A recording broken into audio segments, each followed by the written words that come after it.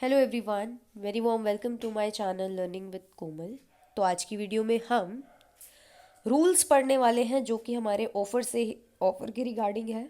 और जैसे कि मैं आपको बता दूं, इससे पहले हमने ऑफ़र के बारे में पढ़ा था जिसमें हमने टाइप्स उसके कवर किए थे कि कितने टाइप के हमारे ऑफ़र होते हैं। तो हमने पढ़ा था कि जनरल ऑफ़र होता है, फिर स्पेशल ऑफ़र भी होता है। विद एग्जाम्पल मैंने आपको समझाया था क्रॉस ऑफ़र, काउंटर और स्टैंडिंग ऑफ़र। आज हम पढ़ेंगे इसके रूल्स क्या हैं, लीगल रूल्स जो फॉलो करने होते हैं, है ना। तो वीडियो को स्टार्ट करने से पहले मेरी आपसे एक हम्बल रिक्वेस्ट रहेगी, अगर आप हमारे चैनल पर न्यू हैं या फिर आपने अभी तक हमारे चैनल को सब्सक्राइब नहीं किया है तो प्लीज़ सब्सक्राइब ज़रूर करें, बेल आइकन को ज़रूर प्रेस करें, क्योंकि आपके लिए ही हम वीडियोस लाते हैं। और जब आप सब्सक्राइब करेंगे, बेल आइकन को प्रेस करेंगे तो आपको हमारी वीडियोस का भी नोटिफिकेशन मिलेगा। वीडियो को please like, share and comment भी ज़रूर करें। चलिए फिर स्टार्ट करते हैं बिना टाइम वेस्ट किए। तो जैसे कि आप देख सकते हो, सबसे पहले हमें गिवन है फर्स्ट रूल, जो कि बोलता है कि offer must create legal relation, कि ऑफर ऐसा होना चाहिए जिसमें लीगल रिलेशन भी क्रिएट हो। जैसे कि a dinner invitation extended by A to B is not a valid offer. कहने का मतलब है, यहाँ मैं आपको सबसे पहले एग्जाम्पल इसलिए समझा रही हूँ क्योंकि जब हम एग्जाम्पल समझते हैं तो हमें मीनिंग जल्दी क्लियर होता है, राइट। तो अब इन्होंने बोला है कि अगर ए के द्वारा डिनर इनविटेशन को एक्सटेंड कर दिया जाता है ना, तो वो एक वैलिड ऑफर नहीं कहलाएगा। क्यों? क्योंकि ये ऑफर किस टाइप का है? अगर आप किसी को डिनर के लिए इनवाइट कर रहे हो, ये ऑफर किस टाइप का है? ये ऑफर एक तरीके का सोशल नेचर का एक तरीके से ऑफर है ना। तो अब देखो यहाँ पे क्या लिखा हुआ है, the offer must lead to a contract, कि एक ऑफर है ना जो, वो कॉन्ट्रैक्ट होना चाहिए। हमने पढ़ा है कॉन्ट्रैक्ट क्या होता है, जिसमें एग्रीमेंट तो होता ही होता है, साथ में एनफोर्सिबिलिटी भी होती है, एनफोर्सिबिलिटी बाय लॉ भी होता है, राइट। जिसमें लीगल रिलेशन भी होता है, लीगल रिलेशन क्रिएट होता है। तो इसीलिए यहाँ पे बोला गया है ऑफर को क्या होना चाहिए, एक कॉन्ट्रैक्ट होना चाहिए जो कि लीगल रिलेशन क्रिएट करे and legal consequences in case of non performance, कि अगर एक पार्टी के द्वारा वो परफॉर्म नहीं किया जाए तो उसके परिणाम स्वरूप हम लीगल एक्शन भी ले सके। क्यों? क्योंकि अगर वो कॉन्ट्रैक्ट होगा, लीगल रिलेशन होगा, अगर सामने वाली पार्टी ने एग्रीमेंट में जो कहा था, कॉन्ट्रैक्ट में जो कहा था, अगर वो नहीं किया तो आप जो है लीगल एक्शन ले सकते हो उसके अगेंस्ट। तो अब a social contract that doesn't create legal relation will not be a valid offer. तो अभी हमने जो एग्जाम्पल पढ़ा था वो एक तरीके का सोशल कॉन्ट्रैक्ट था कि ए ने बी को इनवाइट किया होगा डिनर के लिए और एक्सटेंड कर दिया गया ये, तो ये एक तरीके का वैलिड ऑफर नहीं कहलाएगा। कि अगर कोई ऐसा सोशल कॉन्ट्रैक्ट है जिसमें लीगल रिलेशन क्रिएट हो ही नहीं रहा तो वो वैलिड ऑफर नहीं कहलाएगा। तो वैलिड ऑफर कब कहलाएगा? जब उस ऑफर में लीगल रिलेशन भी हो। Now come to the next point, offer must be clear not vague. मतलब आपका जो ऑफर है वो स्पष्ट होना चाहिए, क्लियर होना चाहिए, सामने वाले के माइंड में भी और आपके माइंड में भी। तो द टर्म्स ऑफ ऑफर और proposal should be very clear and definite. तो यहाँ पे डेफिनेट होना चाहिए, आपका ऑफर एकदम क्लियर होना चाहिए। कहने का मतलब है ये अनक्लियर और वेग नहीं होना चाहिए। मतलब ऐसा नहीं होना चाहिए कि सामने वाले ने कुछ और समझ लिया और आप कुछ और समझ के बैठे हो। तो ऐसा नहीं होना चाहिए। ऑफर ऑफर क्या होना चाहिए? बिल्कुल साफ स्पष्ट होना चाहिए, ठीक है। जैसे कि ए ने ऑफर किया to sell B fruits worth ₹5,000। तो ए ने ऑफर किया बी को कि मैं तुम्हें फ्रूट्स बेचूंगा ₹5,000 में। तो अब this is not a valid offer since that kind of fruit और their specific quantities are not mentioned. अब यहाँ पे एक बहुत क्लियर बात बोल दी गई है कि वहाँ यहाँ पे ए ने सिर्फ और सिर्फ अमाउंट के बारे में बोला। मतलब क्लियरिटी नहीं है ना पूरी कि कितने फ्रूट वो देगा बी को। क्लैरिटी कहाँ है? तो इसमें क्लैरिटी होनी ज़रूरी है कि भाई वो कितने फ्रूट्स देगा ₹5,000 में।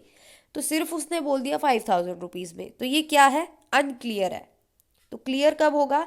जब ए 5,000 रुपीज अमाउंट भी बताएगा, साथ में क्वांटिटी भी बताएगा, साथ में फ्रूट्स कौन कौन से दे रहा है, इंक्लूड कर रहा है वो भी बताएगा, ए टू जेड सारे इंफॉर्मेशन देगा, तब वो क्लियर कहलाएगा ऑफर। ये था हमारा सेकेंड रूल। थर्ड आता है offer must be communicated to the offeree. Offeree कौन होता है? जिसको हम ऑफर करते हैं वो हमारा ऑफरी होता है, राइट? तो ऑफर मस्ट बी कम्युनिकेटेड, कि ऑफर आप जिसको भी दे रहे हो ना उसको ढंग से आप कम्युनिकेट करो, उसके साथ बताओ उसको। तो for a proposal to be completed it must be communicated to the offeree, कि अगर आप एक किसी के आगे प्रस्ताव रख रहे हैं तो आपको सामने वाले को कम्युनिकेट करके बताना भी होगा, मतलब बताना भी होगा जो भी आप ऑफर दे रहे हो। तो no offeree can accept the proposal without knowledge of the offer. अब कोई भी ऑफरी बिना नॉलेज के, बिना जाने कि क्या ऑफर है, वो कैसे एक्सेप्टेंस दे देगा, है ना? तो it makes clear that acceptance in ignorance of the proposal doesn't amount to acceptance, कि अगर ऑफरी जानता ही नहीं है ऑफर के बारे में और उसने एक तरीके से एक्सेप्टेंस दे भी दी तो वो एक्सेप्टेंस नहीं कहलाएगी। तो इसीलिए साफ सीधी बात बोली गई है कि ऑफरी को कम्युनिकेट करना है, बताना है ऑफर के बारे में। तो ये हमारा थर्ड रूल था। फोर्थ, ऑफर में बी कंडीशनल। अब ऑफर जो है वो कंडीशनल होना चाहिए। तो वाइल एक्सेप्टेंस के not be conditional and offer might be conditional. अच्छा, तो यहाँ पे बोला है कि एक्सेप्टेंस कंडीशनल नहीं हो सकती लेकिन ऑफर कंडीशनल हो सकता है। जैसे the offeror can make the offer subject to any terms और कंडीशंस ही डीम्स नेसेसरी। जैसे कि हमें यहाँ पे एक एग्जाम्पल गिवन है, वो रीड करेंगे हम, कि A can offer to sell goods to B.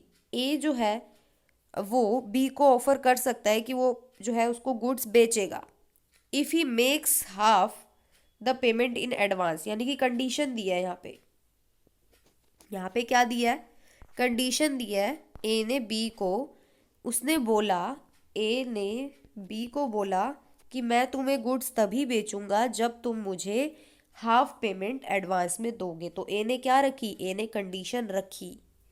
तो now B can accept these conditions. अब बी इस कंडीशन को एक्सेप्ट भी कर सकता है या फिर काउंटर ऑफर भी कर सकता है। काउंटर ऑफर का मतलब मैंने आपको बताया था साफ साफ। काउंटर ऑफर का मतलब वो सामने से एक और ऑफर भी दे सकता है।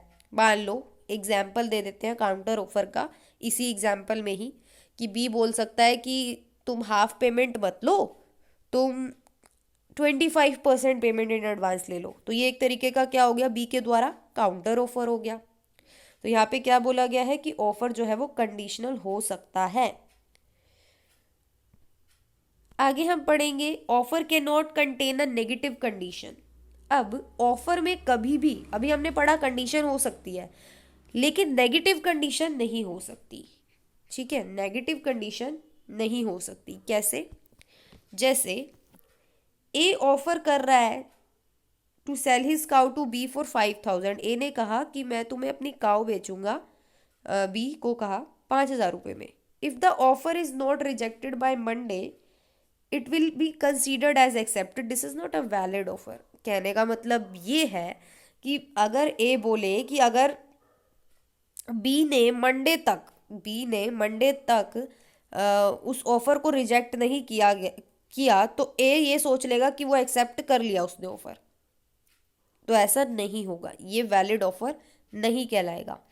इस एग्जाम्पल में ये लिखा है कि ए ने बी को ऑफर किया कि मैं तुझे अपनी काऊ बेचूंगा, कितने में? 5,000 में। अब कंडीशन क्या रख दी कि अगर बी ने मंडे तक रिजेक्ट नहीं किया इस ऑफर को तो ए मान लेगा कि ऑफर जो है एक्सेप्ट कर लिया बी ने। तो ऐसा थोड़ी होगा कि अगर बी मंडे तक मना नहीं कर रहा तो इट डजेंट मीन कि वो एक्सेप्ट कर रहा है ऑफर को।